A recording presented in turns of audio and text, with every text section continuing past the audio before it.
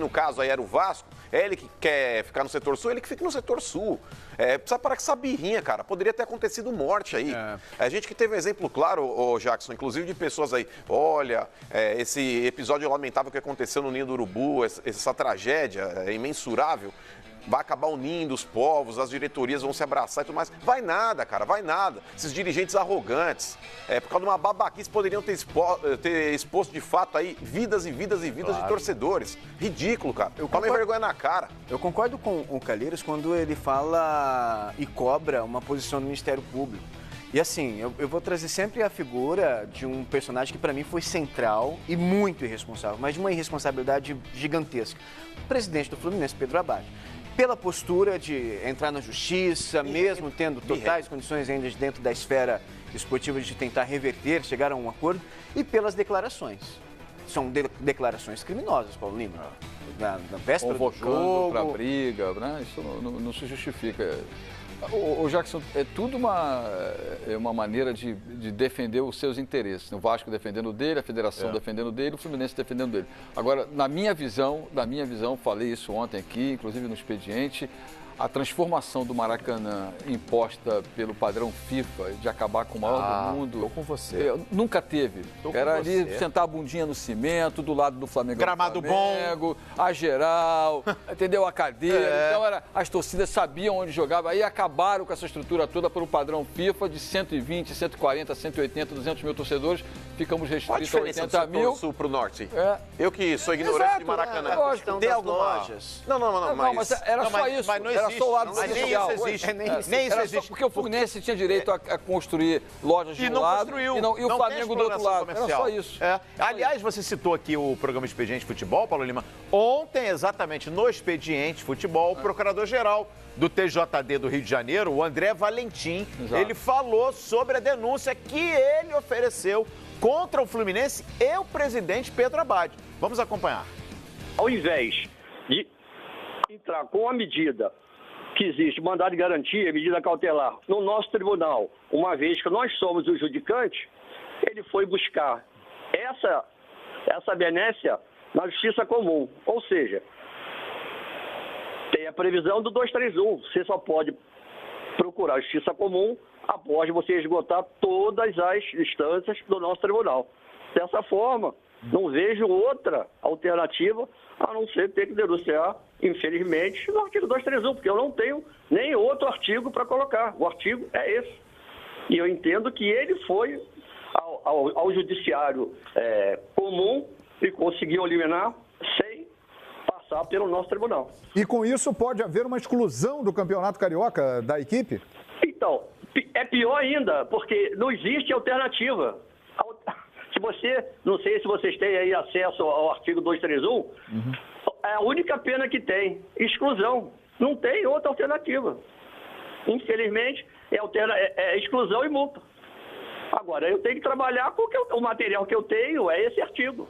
O que eu vou fazer? Bom, vamos ouvir o lado do Fluminense também? Porque no mesmo programa, no Expediente Futebol, a diretora jurídica, Roberta Fernandes, do clube, do Fluminense, ela pediu a palavra e, claro, aqui no Fox Sports, todas as partes têm o mesmo espaço. Então vamos ouvir o que disse, em função dessas declarações do procurador-geral André Valentim, a Roberta Fernandes, diretora jurídica do Fluminense. Ao contrário do que foi dito pelo procurador André Valentim, ele não entrou em momento nenhum na justiça para litigar sobre essa questão, seja contra a federação ou seja contra o Vasco. Existe uma ação em curso na 37ª Vara Civil desde 2017, em que o Fluminense litiga contra o consórcio Maracanã.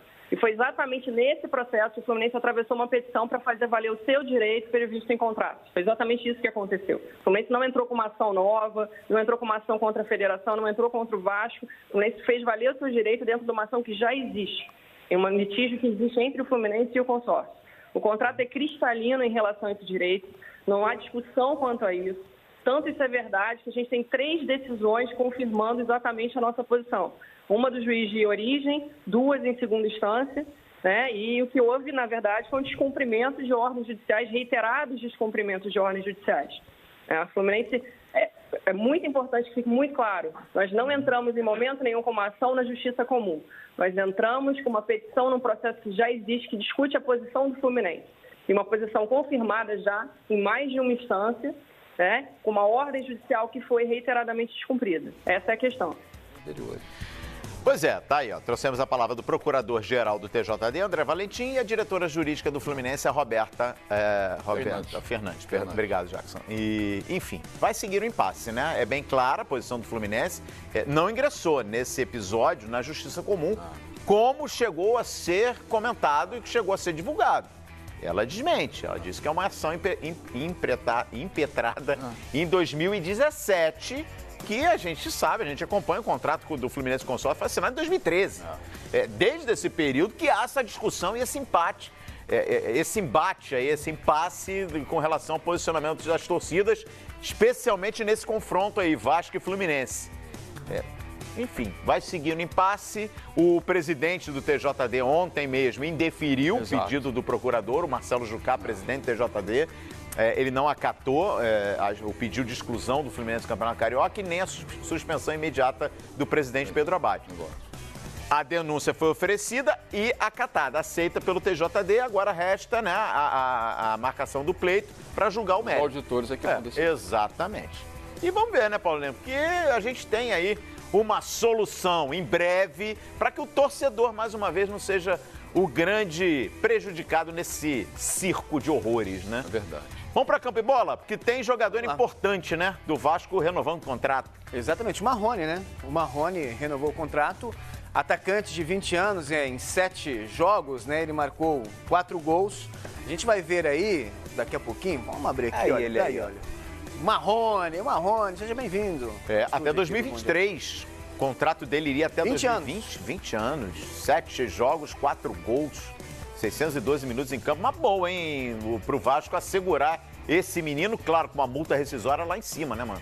Tem que ser, né, Calheiros? Porque, querendo ou não, o Vasco ele tem perdido alguns jogadores. Por mais que ele ganhe um percentual, por mais que o Vasco consiga algum dinheiro com algumas vendas que ele já fez, mas ainda é pouco, cara. O Vasco é um time que ele vive mergulhado em dívidas e ele precisa tentar segurar ao máximo essas joias aí. O Marrone é muito bom jogador, é um moleque que tem personalidade, é um cara que chama o jogo. Diferente de alguns jogadores aí que são meio bumbum flácido, que se escondem atrás de marcação, não é o caso do Marrone não, cara. O Vasco tem que fazer sim jus ao tamanho que ele tem, a tradição que ele tem. Pra mim foi o melhor jogador da Taça Guanabara. Jogou muito. No mínimo, mais regular. Jogou muito. Importante em jogos importantes, jogos decisivos. Exatamente. Exatamente. O Vasco se prepara aí para a Copa do Brasil, né? Segunda fase amanhã. Em Juiz de Fora, enfrenta o Serra do Espírito Santo.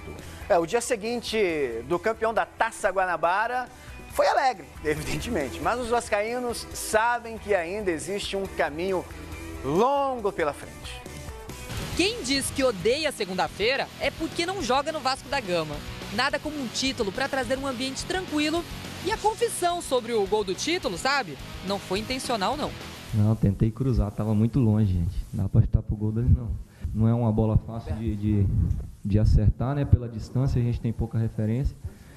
Mas eu fico feliz pelo modo que foi conduzido, né? Por tudo que aconteceu e nosso time ter se consagrado campeão. Mas o imbróglio do Campeonato Carioca e os momentos de tensão vividos fora do Maracanã ainda não foram esquecidos. Uma loucura, né?